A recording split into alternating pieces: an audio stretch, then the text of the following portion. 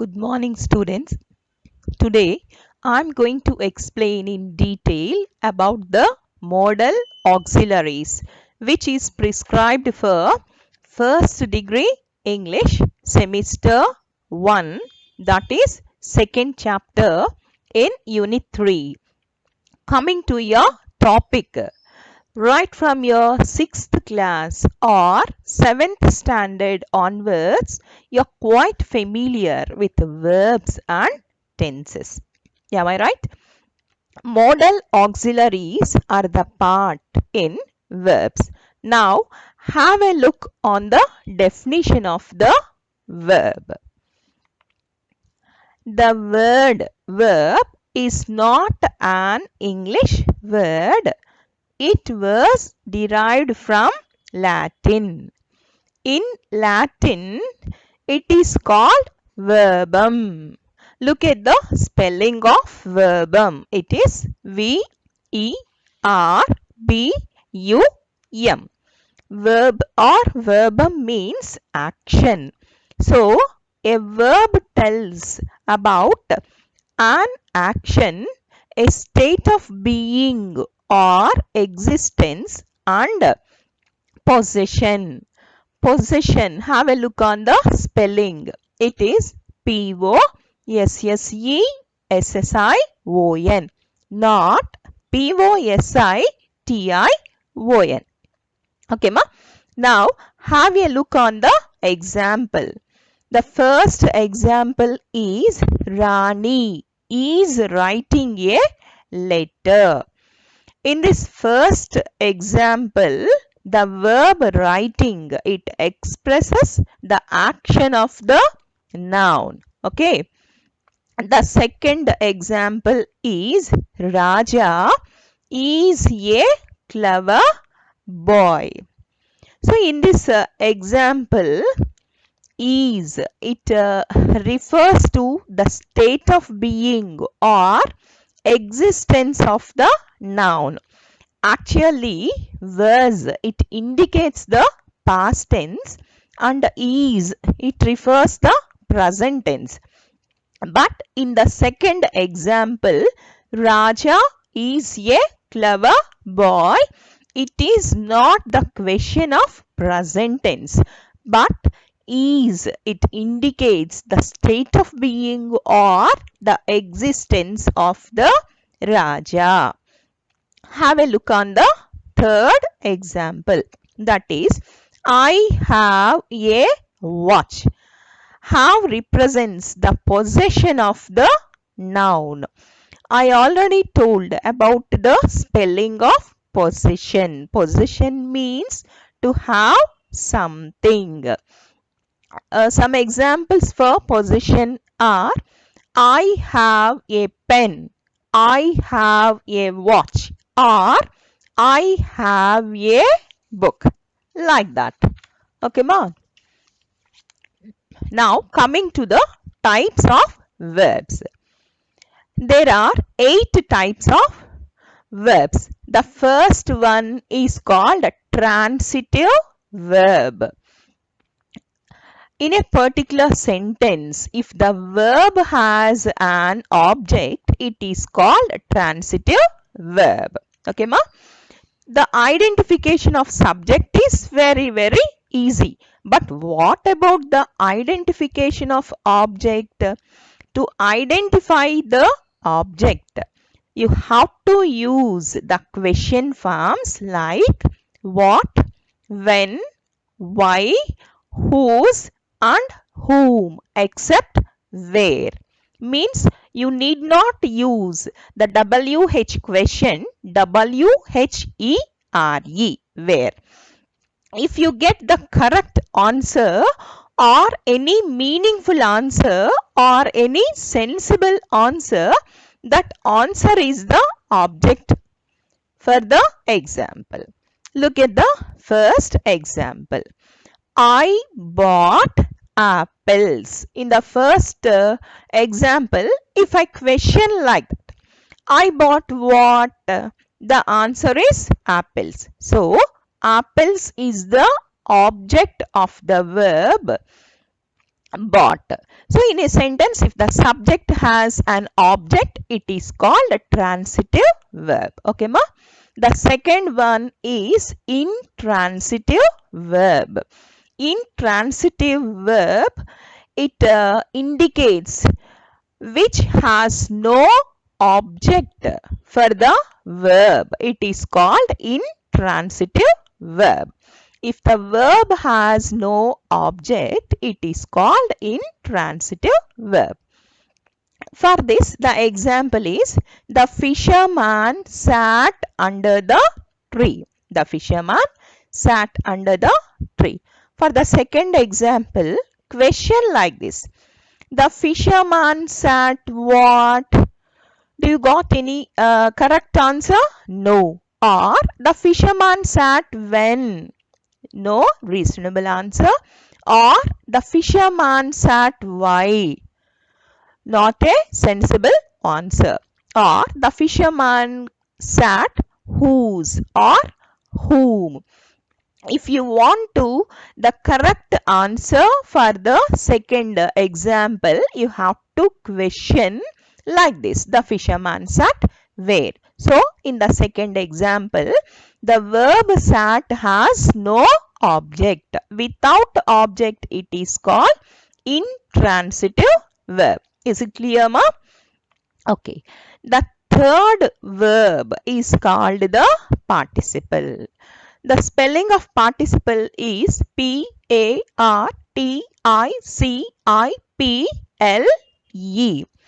Participle is nothing but verb form. There are two types of participles. The first one is called the past participle. Past participle is formed by adding ed. Ed, it indicates the past tense to the verb, except in irregular verbs. Example for past participle are walked, talked, loved. For all these three examples, ed is called the past participle. Now have a look on the present participle. Present participle is nothing but present tense. Present participle is formed by adding ing. Ing means it indicates the present tense. So add ing to the verb. Example for present participle are walking, talking, loving. For all these examples, the ing form is called present participle. Okay, ma. The next verb form is called the gerund. So, gerund is placed by adding present participle to the verb. Means ing, and it also functions like a noun. Examples for gerund are smoke plus ing, smoking. Look plus present participle, looking. Like that. Okay, ma? Next, the fifth verb form is called infinitive. It is infinitive, not infinite. Okay, there are two types of infinitives. The first one is called to infinitive and the second one is called plain or bare infinitive. Look at the definition of to infinitive. To infinitive is formed by placing to before the simple verb. The examples for to infinitive are to obey law is our duty. The second example is to err is human. To forgive is divine. To obey, to err, to forgive. So these three are called to infinitives. What is the meaning of ERR in the second example? err means to commit a mistake. Okay, ma? The next verb form is called plain or bare infinitive. Barefoot means without slippers or without any sandals. Okay, plain or bare infinitive. The definition for this is called without TO. It is called plain or bare infinitive. Okay, ma? Bear in mind without TO.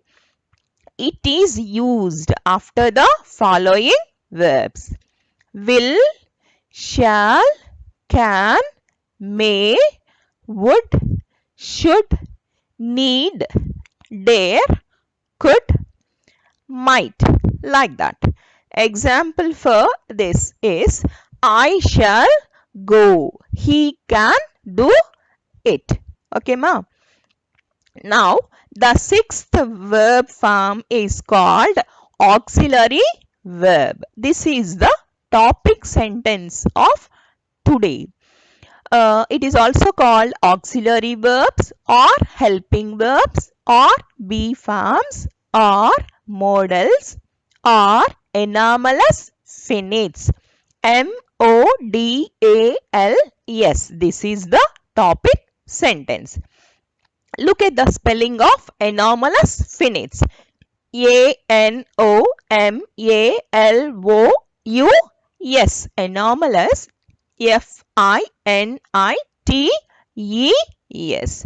So auxiliary verbs or helping verbs or be forms or modals or anomalous finites. The example for auxiliary verbs, just before that, I will give the definition. Auxiliary verbs are helping verbs. They help one verb to another verb to form their tense, voice and mood. Mood or manner. These two are equal. Auxiliary verbs are 24 in number. So, what is the meaning of tense? It is nothing but time. There are three types of tense: past tense, present tense and future tense, and each tense was subdivided into four parts. If it is past tense, it is called simple past, past continuous, past perfect and past perfect continuous tense. Like that, simple present, present continuous, present perfect and present perfect continuous tense. Like that. What is voice? There are active voice and passive voice.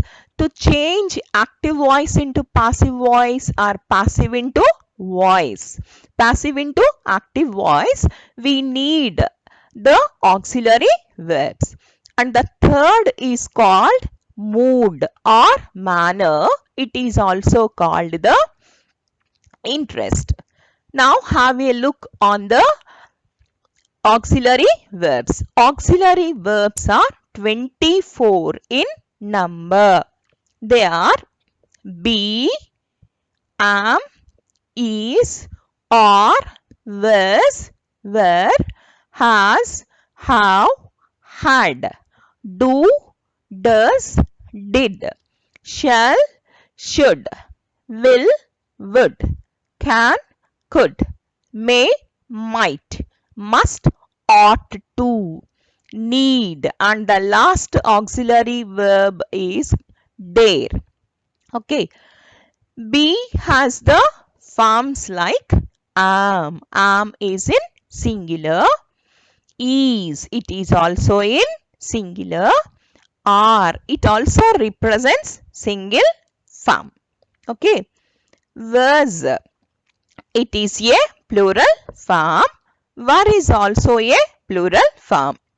Has indicates the singular. Have indicates the plural, and had, it represents the past tense or the past perfect tense. If the verb is in simple present tense, do is used. Okay, ma? For third person singular, he, she, it. For the third person singular, you have to use does. If the verb is in simple past tense, did is used. The modal verbs can, could, may, might are used to ask for and to give permission. Okay, ma? Look at the examples on the screen. Can we come in, please? It is quite informal sentence. The second one is, could we use your computer, please? It is also in informal mode. The third example is, you may refer to our research findings in your paper. The fourth example is, they might have left the door open. Remember that in the present day scenario, might is not used in current English. What is meant by current English? Current means present. There are no cut and dry methods in English language. Okay, ma? The fifth example is, the verb shall is used with first personal pronouns.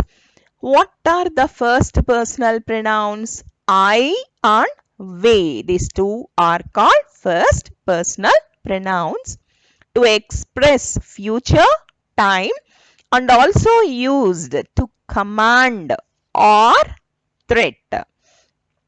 Example, we shall not leave the room. This is the order. Okay, ma? Next, will is used in the second and third personal pronouns to express futurity. What is meant by second personal pronoun? You is called the second personal pronoun and he, she, it, they, them. They are called the third personal pronouns. Now have a look for this example. The first one is, you will get the book tomorrow. Should and would, they are the past equivalents of shall and will. Shall, should, and will, would. Okay, ma? The examples are, we should not lie, L-I-E. So it is used in all persons, means first personal, second personal and third personal pronouns. Next one, would you lend me your cycle? It appears more polite than will. Lend means give. Should and would, these two appears more polite. Must and ought to, they are used to indicate that it is necessary. Example for must and ought are, we must obey the laws of the land. This is our duty. Okay, ma? The next example is, we ought to respect our elders. Ought to means compulsory. The next verb is dare to and used to. The modal auxiliary dare is used in the sense to face boldly. Example for this is, he dared me to swim across the river. The next one is used to. Used to refer to a past habit. Example for this is, he used to spend his holidays with his grandparents. Okay, ma? The seventh verb form is called strong verb. Now have a look on the example. Strong verbs form the past tense by changing the vowel of the present tense without adding anything. How many vowels do we have? 5 vowels. They are A, E, I, O, U. Strong verbs are sometimes called irregular verbs. Okay, ma? The examples for strong verbs are sing, sang, sit, sat, write, wrote.